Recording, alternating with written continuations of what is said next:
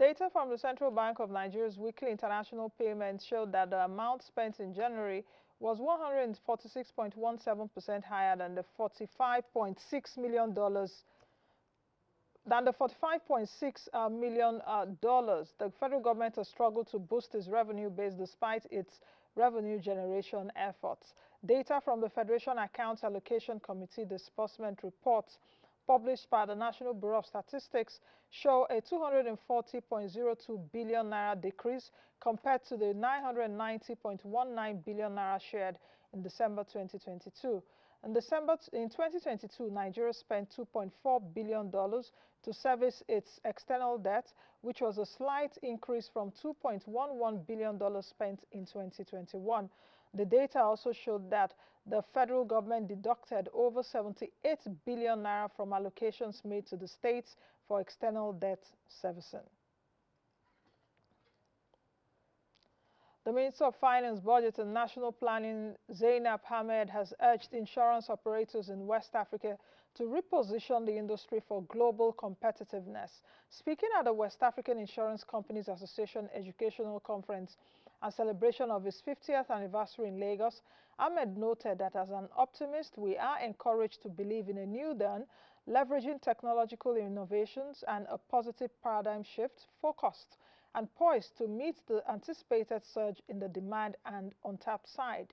Ahmed also emphasized that the objectives behind the African Continental Free Trade Area were to accelerate inter-African trade by providing a single market for goods and services, facilitate the movement of persons in order to deepen the economic integration and prosperity on the continent, as well as boost Africa's trading position in the global market by strengthening Africa's common voice and policy space in global trade negotiations. The federal government has announced the approval of the Nigeria investment policy and the adoption of a new national automotive industry development plan 2023 to 2033. The Nigeria investment policy plan, which would be the first ever approved by the federal government, was disclosed in a statement by the Minister of Industry, Trade and Investment, Adeniyi Adebayo. The National Investment Policy and the Automotive Industry Development Plan were given the necessary approval at the Federal Executive Council, revealing that stakeholders in Nigeria's manufacturing space lobbied for an investment policy which would give confidence to investors in the country. The federal government has announced that Nigeria's oil production is currently lower than its technical allowable capacity by about 1 million barrels per day. It attributed the low oil output to challenges such as lack of investment in security and reduction in hydrocarbon funding arising from energy transition, among others. The federal government disclosed this at the host community sensitization workshop with the theme, the implementation of the Host Communities Development Trust, held in Abuja through the Nigerian Upstream Petroleum Regulatory Commission. The workshop was held to raise awareness and provide a forum for knowledge sharing on the implementation of the host community provisions in the Petroleum Industry Act 2021. The World Bank has disclosed that Nigeria and other metals and mineral resource-rich countries in sub-Saharan Africa can double revenues from natural resources such as minerals, oil, and gas. In a statement announcing the New Africa's Resource Future report, the World Bank noted that these countries would achieve double revenue by adopting a better set of policies, implementing reforms, investing in better fiscal administration, and promoting good governance.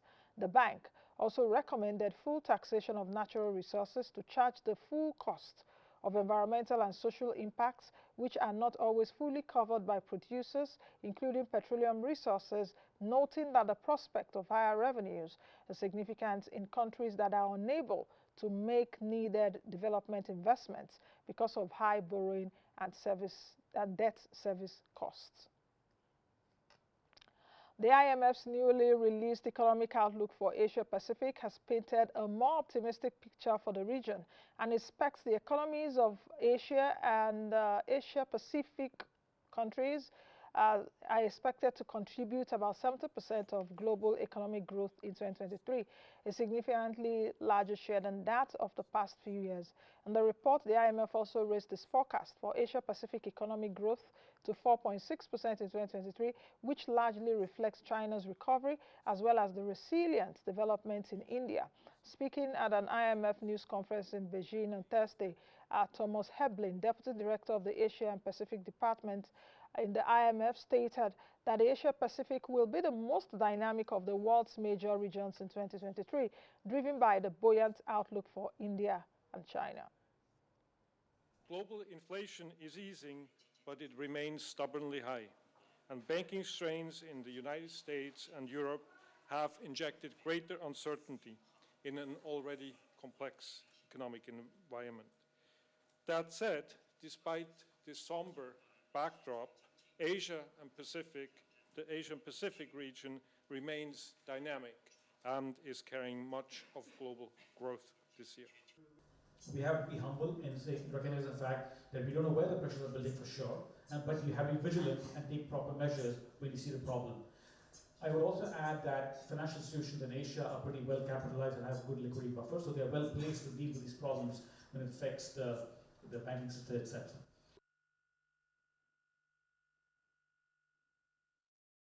Japanese Finance Minister Sunichi Suzuki met his British counterpart Jeremy Hunt on the sidelines of the Group of Seven G7 meeting in Niigata on Friday. The finance leaders from the G7, which comprises the US, Japan, Germany, Britain, France, Italy, and Canada, along with the European Union, are expected to discuss a range of economic issues as well as the situation in Ukraine. During their three-day meeting that ends on Saturday. Take a listen. We're already seeing spikes in interest rates for debt due around the date that the debt limit may bind. And there is no good reason to generate a crisis of our own making. The U.S. Congress has raised or suspended the debt limit almost 80 times since 1960. I urge it to act quickly to do so once again. The notion of defaulting on our debt is something that would so badly undermine the U.S. and global economy that I think it should be regarded by everyone as unthinkable. All right, with Janet Yellen there, who is the U.S. Treasury Secretary, she was also the former U.S. Fed chairman. We'll end the business news at this time. Let's quickly take a break. We still have more ahead. Please don't go anywhere. Join us as we come back from this break.